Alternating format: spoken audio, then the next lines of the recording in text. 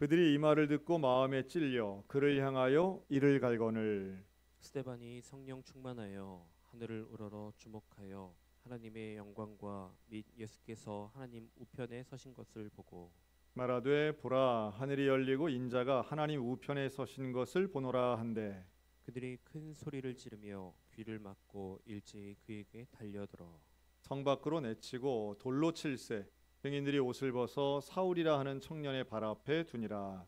그들이 돌로 스데반을 치니 스데반이 부르짖어 이르되 주 예수여 내 영혼을 받으시옵소서 하고 다 같이 읽습니다.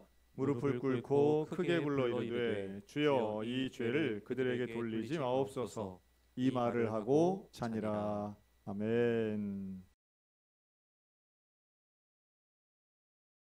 자, 오늘은 우리 사도행전 7장.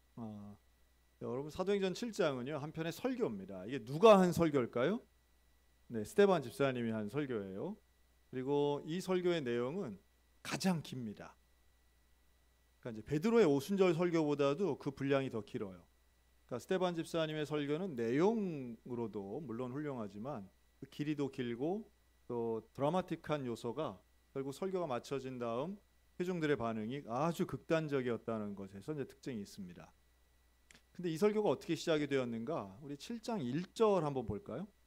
네, 성경 가지신 분 사도행전 7장 1절 이것만 읽겠습니다. 7장 1절 같이 읽죠. 시작. 대제사장이 이르되 이것이 사실이냐? 이 질문에서 시작한 거예요. 그 뭐가 이것이에 해당이 될까요? 이게 이제 6장의 내용인데요. 사도행전 6장은 스데반에 대한 고발이에요. 근데 이 고발은 거짓 증인들을 통한 고발이었습니다. 그러니까 이 유대인들의 재판이라고 하는 건 증인에 의한 거예요. 사실 뭐 뚜렷한 증거가 있으면 증거를 가지고도 고발할 수 있지만 대부분의 고대 범죄가 무슨 증거가 남아있기 어렵죠. 요즘의 증거들 뭐 지문, DNA 사실 이런 게 옛날에는 있을 수가 없었잖아요. 하여튼 요즘은 친자 확인 이런 거 있어가지고 솔로몬의 재판이 필요 없죠. 누구 아들이냐 이거 뭐 머리카락 하나만 뽑으면 바로 나오는데 무슨 뭐 잘라라 말아라 할 필요가 없잖아요. 사실 뭐 옛날에는 주홍글씨도 마찬가지죠. 그 유명한 소설 주홍글씨 같은 경우 1900년대 초반에 일어났던 이런 일들, 뭐 마녀 재판, 사실 대부분의 것들이 성적인 것, 또 임신 이런 거하고 연결이 되어 있는데요. 이 DNA 검사가 나온 이후로는 정말 이전과 이후로 여성의 인권이라든가 혹은 어떤 불륜에 대한 증거가 명확해지죠. 그러나 고대에는 그런 증거가 채택될 수도 없고 있을 수도 없었기 때문에 증인이 결정적입니다. 그러니까 증인 두 사람만 있으면 뭐 없는 죄도 만들어내고요. 멀쩡한 사람도 죽였던 것이 고대 재판의 문제점이죠. 그런데 이 거짓 증인들이 뭐라고 하느냐 하면 크게 두 가지를 고발해요. 하나는 모세의 율법을 가감했다는 거예요. 율법을 더하거나 빼는 거. 이거 심각한 죄죠. 율법을 조롱하고요. 두 번째는 성전을 모독했다라고 하는 겁니다. 특별히 성전 모독은 예수님의 말에 근거하는데요. 내가 이 성전을 헐었다가 3일 만에 다시 세우리라. 이제 이걸 근거하는 거죠. 이걸 따르고 여기에 동조했다라고 하는 거예요. 그러면 과연 오늘날에는 사실 이런 거짓 증인의 말은요. 거짓말이에요. 그런 말 한 적도 없지만 이런 표현도 이 스데반하고는 사실 관련이 없는, 스데반은 결코 율법에 대한 가감이나 성전에 대한 모독을 하지 않죠. 오히려 성전에 대한 모독이 아니라 성전보다 예수 그리스도가 훨씬 더 중요하다는 것을 가르치고 있습니다. 건물 중심이 아닌 에클레시아, 얘는 예수 그리스도를 믿는 사람들의 모임이고 율법이 아닌 복음에 대해서 이야기한 건 사실이지만 그것 때문에 하나님의 율법을 무시한 것은 이제 결코 아니죠. 뭐 옛날이나 지금이나 전 비슷한 것 같아요. 여러분 지금이라고 해서 거짓 증인이 없나요? 얼마든지 많죠. 지금의 거짓 증인은 다름 아닌 가짜 뉴스 같은 것들입니다. 가짜 뉴스에 사람들이 현혹되고 또 꼭 뉴스가 아니라 할지라도 사람들은 노출되거나 내게 찾아오는 정보들에 의해서 잘못된 생각들을 많이 가지게 되죠. 오히려 옛날보다 훨씬 더 가짜 뉴스, 가짜 소문에 대한 이 변별력 이런 건 정말 더 현저히 떨어져 있다 이렇게 생각이 듭니다. 뭐 안타까운 일인데요. 이게 진짜인지 가짜인지 정말 더 혼란스럽고 잘 모르겠다 하는 것들 참 많죠. 깨어 있어야 되고 분별력이 있어야 되는데 쉽지 않다 하는 생각이 듭니다. 근데 그 증거가 오늘 사도행전 7장이에요. 이 거짓 증인 앞에서 이제 대제사장이 묻는 거예요. 저들 말이 사실이냐? 그런 거죠. 이게 사실이냐? 그러니까 네가 진짜로 스데반 네가 율법을 가감하고 성전을 모독한 적이 있느냐? 여기에 대한 답변을 7장 2절부터 스데반이 이제 쭉 얘기하는데 누구부터 말하느냐 하면 아브라함부터 시작합니다. 아브라함부터 시작해요. 저 말이 사실이냐 아니냐 그럴 때 아닙니다 이렇게 대답하지 않고요. 여러분들 들으소서 우리 조상 아브라함이 하란에 있기 전 메소포타미아에 있을 때 영광의 하나님이 그에게 보여 이르시되 이렇게 시작하거든요. 뭐 이제 창세기부터 쭉 나오는 거예요. 야 이러니 이제 우리 기도할 때 이제 그런 거 있잖아요. 우리 장로님들은 그런 대표기도 잘 안 하시는데 창세기부터 요한계시록까지 쭉 지나가는 이런 설교 있잖아요. 그리고 선교 초기부터 6.25 전쟁 뭐 80년대 지나고 90년대 뭐 새마을운동 뭐 IMF 해가지고 2000년대 찾아오는 이런 기도처럼 이 스데반의 설교는 아브라함 때부터 이야기해요. 아브라함, 이삭, 야곱, 요셉 다 나와요. 그리고 모세가 나와요. 모세가 제일 많은 분량을 차지하는데요. 모세가 죽을 뻔했다가 살아나고 그리고 하나님의 인도하심 가운데 출애굽을 하고 바로를 이겨서 광야에 나가서 결국은 하나님의 도우심 가운데 다 구원했다라고 하는 이 우리가 이미 알고 있는 창세기와 출애굽기의 이야기를 스데반이 일목요연하게 설명합니다. 여러분 설교는 무엇일까요? 설교는 신약과 구약의 내용을 이야기하면서 결국 지향점은 뭘까요? 예수 그리스도에 대해서 말해야 되는 거예요. 그렇죠? 예수님에 대한 말 결국 아브라함으로부터 시작하지만 결론은 하나뿐이에요. 예수 그리스도. 예수님에 대해서 설명하고 이야기하는 것이 스데반의 설교의 핵심 사항입니다. 그리고 이것에 대해 솔로몬까지 47절에 나오거든요. 구약의 스토리는 47절 솔로몬까지 나오는데 그런데 여기에서 갑자기 달라집니다. 48절 이하에 솔로몬이 그를 위하여 집을 지었느니라. 그러나 48절 지극히 높으신 이는 손으로 지은 곳에 계시지 아니하시나니. 이게 바로 성전에 대한 이해죠. 선지자가 말한 바 49절 주께서 이르시되 하늘은 나의 보좌요 땅은 나의 발등상이니 너희가 나를 위하여 무슨 집을 짓겠으며 나의 안식할 처소가 어디냐. 이 모든 것이 다 내 손으로 지은 것이 아니냐 함과 같으니라. 놀랍게도 스데반은 창세기와 출애굽기를 마치 한 문장처럼 막 요약을 해서 한 장으로 이야기를 하면서 성전이 건물 안에 계시는 하나님이 아니라 어디나 계시는 하나님에 대해서 강변합니다. 이 놀라운 해석이고요. 놀라운 설교예요. 왜냐하면 당시의 유대인들에게 있어서의 성전의 존재는 절대적이었거든요. 이 성전은 물론 솔로몬 때의 성전이 아니에요. 스룹바벨을 지나서 지금 헤롯 성전까지 와 있는 시대인데 이 시대 때 헤롯 성전을 바라보며 유대인들이 큰 자부심을 가지고 있을 그때인데 무슨 소리냐? 하나님이 성전에 계시는 분이 아니다. 성전에 갇혀 지내시는 분이 아니야. 하나님은 땅과 하늘을 창조하신 분이야. 이렇게 말씀합니다.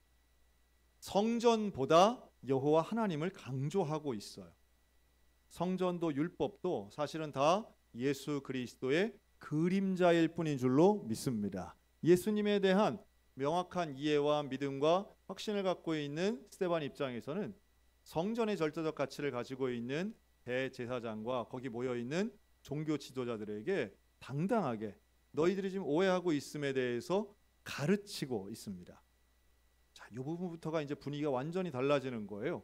들었던 사람들이 반박할 수 없는 게 47절까지의 내용이라면 48절 이하부터는 이제 이 듣고 있는 대제사장과 종교 지도자들의 마음을 완전히 후벼 파는 나중에 이를 간다 하는 표현이 나오는데 이를 갈게 만드는 내용들이 이제 시작됩니다.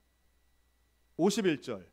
51절 찾으신 분들 같이 다 같이 읽겠습니다. 시작. 목이 곧고 마음과 귀에 할례를 받지 못한 사람들아, 너희도 너희 조상과 같이 항상, 신랄하죠. 이 목이 곧다라고 하는 건 교만하다는 뜻이죠. 또 마음과 귀에 할례를 받지 못했다라고 하는 것은 하나님의 말씀에 대한, 복음에 대한 마음의 문이 열리지 못했다는 거예요. 여러분, 할례는 구별된 거잖아요. 할례는 하나님의 백성으로 구별된 표예요. 이 할례를 받지 못했다는 것은 구원받지 못했다는 뜻으로 당시의 사람들은 들립니다. 당연히 할례 받은 사람들이죠. 그런데 육체의 할례는 받았지만 마음과 귀의 할례를 받지 못했으니 너희는 자격 없음에 대해서 말하는 거예요. 마치 이건 뭐랑 비슷하냐 하면, 지금 우리 수예배 이렇게 드리고 있는데 세례 받지 못한 사람들 같으니라고, 이렇게 말하는 거랑 같은 거예요. 우리 세례 안 받은 분 지금 없잖아요. 거의 없는데 세례 받지 못한 사람 같다라고 하면 여러분 어떻게 들려요? 나와 상관없는 사람을 말하는 것처럼 들리십니까? 아니면 나를 무시하는 것처럼 들리십니까? 여러분들 지금 설교 듣는 태도를 보니까 세례도 못 받은 사람 같아요 라고 하면 지금 그런 얘기를 하고 있는 거예요. 마음과 귀에 할례 받지 못한 자들이라고 말하는 것은 이들에게 무할례자는 누가 무할례자입니까? 이방인이 무할례자인 거예요. 대제사장 입장에서는 할례 받지 않은 사람은 이방인인 거예요. 이방인은 구원받지 못하는 거예요. 하나님의 은혜 바깥에 있는 사람들이에요.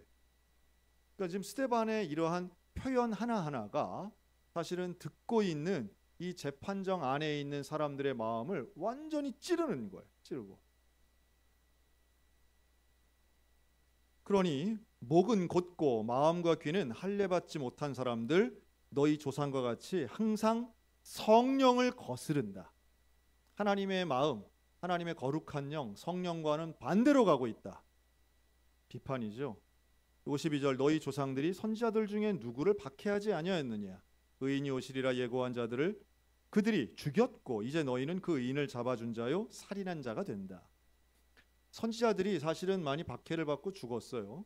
그런데 그 선지자들이 죽은 것에 대해 상기시켜주면서 지금 너희들이 하고 있는 거야. 그리고 실제로 그 죽였다라고 하는 것은 예수님을 죽인 것에 대한 고발이기도 합니다.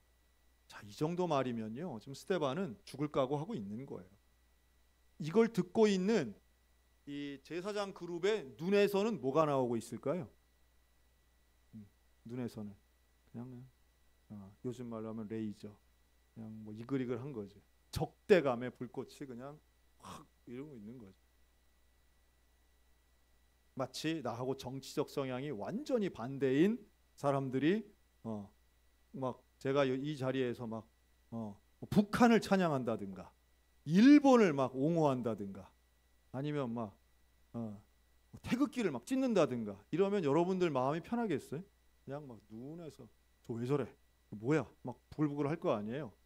사실은 지금 이들이 스데반의 설교를 들으면서 그 속의 마음에 조는 사람이 하나도 없을 거라고 저는 확신해요. 이 순간에 조는 사람은 하나도 없지. 그런데 이 적대감 가운데 스데반은 담대하게 설교를 이어갑니다. 여러분, 설교자는요 항상 설교할 때 우호적인 대상 앞에서 설교할까요? 아니면 적대적인 가운데에도 설교를 할까요? 저는 교회에서 설교할 때 사실은 다 우호적이잖아요. 여러분들은 저를 막 미워하거나 혹은 이러지 않잖아요. 그런데 제가 이제 몇 번 외부 강의, 외부 설교할 때 그런 걸 느끼죠. 제일 설교하기 어려운 게 누구를 대상으로 하는 거라고요? 중학교 2학년 남학생들. 되게 힘들죠. 전혀 뭐 들을 생각이 없는 아이들. 또 지금은 이제 20대 초반에 그 대학교 채플 강의, 채플 그 설교도 상당히 어렵습니다. 일반 대학 되게 어려워요. 또 그러니까 이제 듣기 싫은데 앉아 있는 사람들이 참 어렵죠. 반면 이제 군인들도 요새는 참 어렵습니다.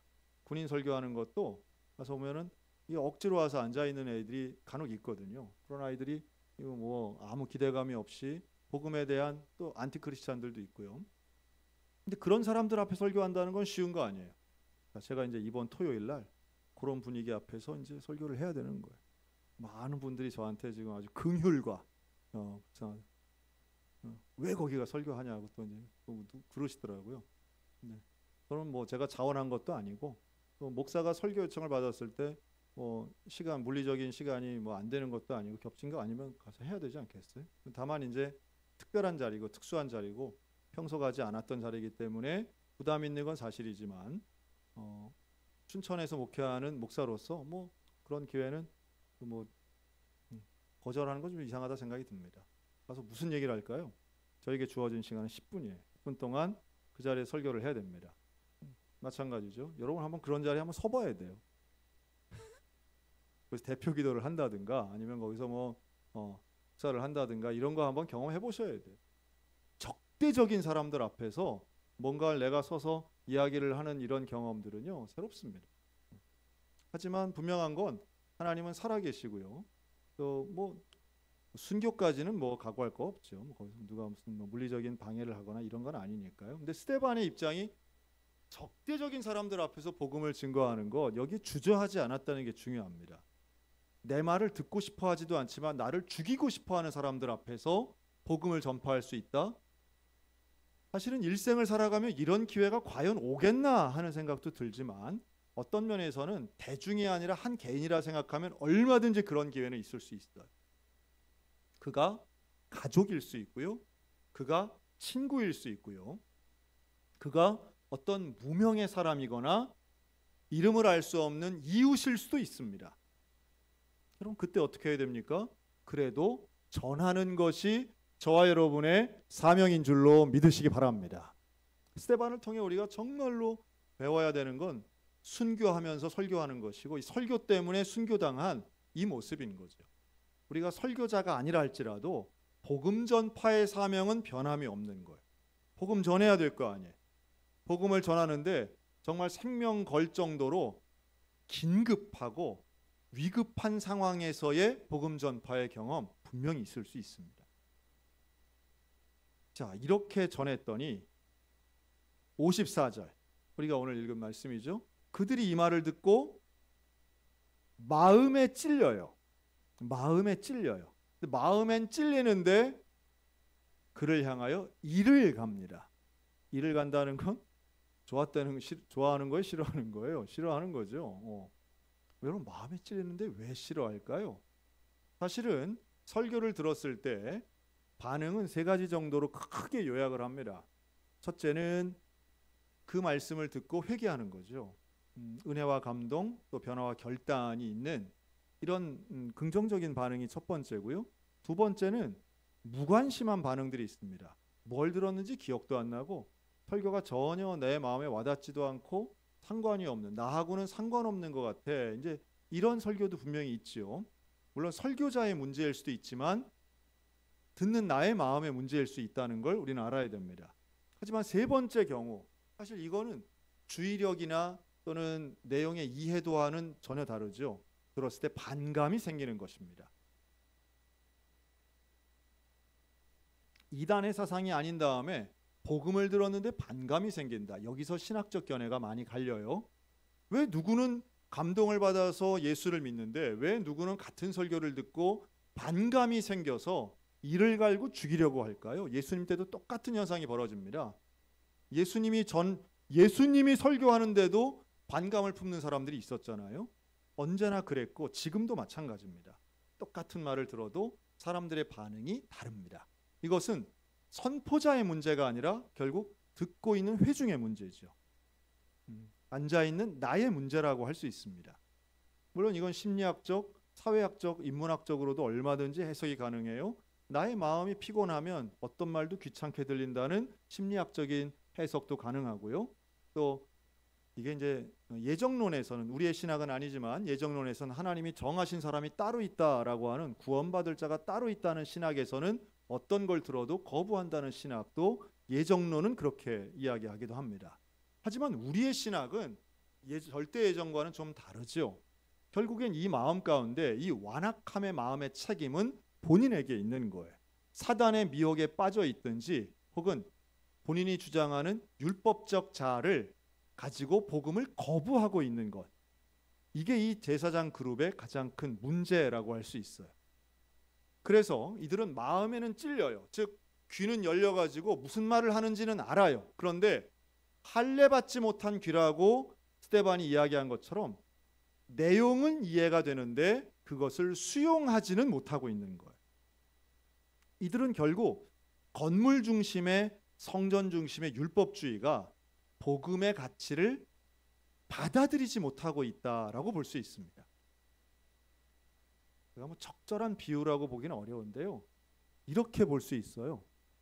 내가 생각한 거랑 그러니까 내가 가지고 있는 신앙의 어떤 틀과 모양이랑 다른 것을 볼 때 사람들이 거부감이 있습니다. 거부감이 있으면 그때는 아무리 진리가 선포되어도 잘 안 들을 때가 있거든요. 그거 참 희한한 것 같아요. 사람들이 갖고 있는 어떤 율법적 고집 같은 것들인데요. 이런 것이 하나 생기면 그게 바로 제사장들이 그룹들이 가지고 있었던 거예요. 여러분 우리 속에 좀 그런 율법적 고집이나 비복음적인 것을 가지고 아주 불변의 진리인 것처럼 고집 좀 안 부렸으면 좋겠다 하는 말씀을 드립니다. 그런 거 있어요.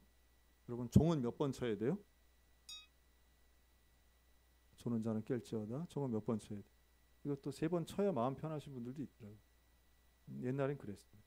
또 우리가 조금 전에 일어났잖아요. 우리가 주의 이름으로 기도합니다 해서 불편하신 분들이 있을 거예요. 지금 분명히. 아까 반주가 안 나와가지고 두리번 했잖아요. 우리 아까. 음악이 안 나오니까 두리번. 그런 게 사실 우리에게는 습관화되어 있는 형식이에요. 그렇죠? 이럴 수도 있고 저럴 수도 있는 거죠. 뭐 하다 보면 뭐 불이 껌뻑거릴 수도 있는 거고 마이크가 꺼질 수도 있는 거죠. 그런데 그런 것 때문에 사실은 뭐가 잘 됐다 잘못됐다 판단하기 시작하면 이럴 수도 있고 저럴 수도 있는 걸 가지고 우리가 엉뚱하게 판단하면 스스로가 제한하고 거부감 있게 불편하게 만드는 겁니다. 그렇죠? 본질은 그런 게 아니죠. 그러니까 이 제사장 그룹이 지금 재판을 하고 있어요. 결국은 스데반에게 이러한 위대한 복음의 설교를 듣는 자리에서도 이들은 이를 갈고 불편해하면서 결국은 죽이는 돌을 던져서 스데반을 죽이는 일까지 벌어지게 되지 않습니까? 무서운 겁니다. 여러분 이후로 중세 때 가면 제일 무서웠던 게 종교 재판이었어요. 종교 재판은 무죄 아니면 사형이었어요. 거의 대부분이. 뭐 중간이 별로 없었어요. 하나님을 우습게 여긴다. 성경 말씀이 위배된다. 그럼 다 그냥 하다못해 마녀가 되는 거고요. 사단이 되는 거예요. 다 죽였어요. 얼마나 끔찍합니까? 뭔가 수용할 수 있고 변화할 수 있는 게 아니라 율법의 두려움은요. 딱 선을 그냥 대고 자르는 거예요. 선과 악으로. 이분법적이라고 그러죠. 근데 여기에 지금 스데반은 죽음을 당합니다. 마음을 듣고도 마음에 찔리지만 이를 가는 이들의 적개심은 결국 스데반을 죽게 만듭니다. 반면 죽이려고 하고 미워하는 사람들과 반대로 스데반은 어떤가요? 55절 성령 충만하여 하늘을 우러러 하나님의 영광과 예수께서 하나님 우편에 서신 것을 봅니다. 예수님을 봐요. 예수님을 본 승천 이후에 예수님을 본 첫 번째 사람입니다. 놀랍죠? 그것도 하나님의 영광의 그 보좌의 우편에 계신 그 예수님을 바라봅니다. 순교자에게 주어지는 하나님의 특별한 은총이라고도 믿습니다. 여러분 하늘을 우러러 예수님을 볼 수 있는 이런 놀라운 특권적 영광을 부러워하셨으면 좋겠습니다. 누구에게 주어질까요? 바로 스데반과 같은 하나님의 복음을 증거하고 전파하는 사람에게 주어질 줄로 확신합니다. 우리가 예수의 얼굴을 바라보는 것, 예수님을 보고 싶어하는 그 마음의 소원. 누가 뭐라 해도 우리는 예수님의 사람이고 그리스도인이 되어야 되는 거 아니겠습니까? 말합니다. 보라 하늘이 열리고 56절 인자가 하나님 우편에 서신 것을 보노라. 스데반은 자기가 본 것을 이야기합니다. 그랬더니 57절 제사장 그룹은 큰 소리를 치면서 뭘 막아요? 귀를 막습니다. 귀를 막아요. 스데반의 말에 귀를 막아요. 예수님을 보고 하나님의 영광을 본다는 그 말에 귀를 막아요. 왜 막을까요? 그런 말이 신성모독이라고 생각하기 때문에 귀를 막아요. 여러분, 종교적 오해가 불러일으키는 정말 끔찍한 모습입니다.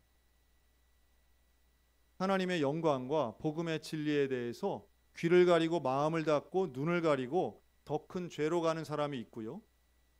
하늘의 영광 가운데 예수님을 바라보는 스데반의 시각이 있습니다.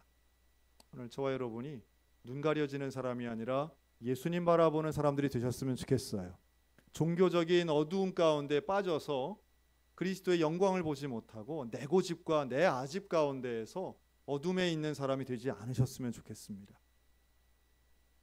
큰 소리를 치고 귀를 막는 이런 어리석은 일들이 우리 가운데 없었으면 좋겠습니다.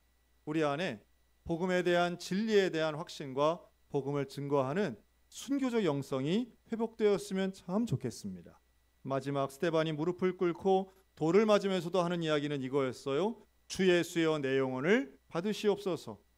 60절 무릎을 꿇고 크게 불러 이르되 주여 이 죄를 그들에게 돌리지 마옵소서. 누구의 말과 비슷한가요? 십자가에 달리신 예수님의 말씀과 너무 흡사합니다. 너무 흡사하죠. 스데반이 보여준 모습, 일관되게 복음을 증거하고 교회 안에선 충성되었으며 마지막 순간엔 가장 영광된 모습으로 죽게 됩니다. 성경은 그를 향하여 잠을 잔다라고 표현하고 있어요. 오늘 우리들의 마지막 모습이 어때야 될까요? 사람을 미워해서 하나님의 영광에 대한 귀를 막고 돌을 던져 죽이는 사람 되어야 되겠습니까? 아니면 돌을 맞고 억울한 죽음을 당할지라도 저들에게 죄를 돌리지 말아달라고 하는 스데반과 예수님 같은 사람이 되어야 할 것입니다. 우리에게 있어서의 순교적 영성은 다름 아닌 예수님 닮아가는 것이고 스데반 같은 모습을 회복하는 것이죠. 오늘도 복음 앞에 스데반과 같은 순교의 영성, 설교의 순교, 순교적 설교 우리 회복하는 우리 모두가 되시기를 주님의 이름으로 축복합니다.